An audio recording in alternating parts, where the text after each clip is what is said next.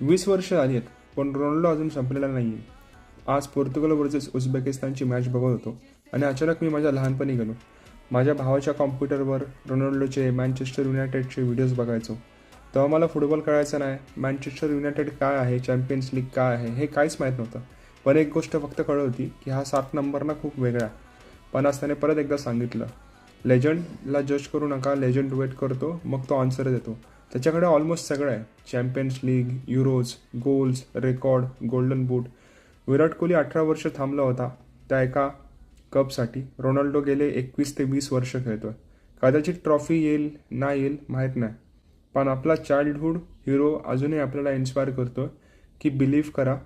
आणि त्याचा तो मॅच संपल्यानंतरचा एक व्हिडिओ होता, I'm back, I'm back.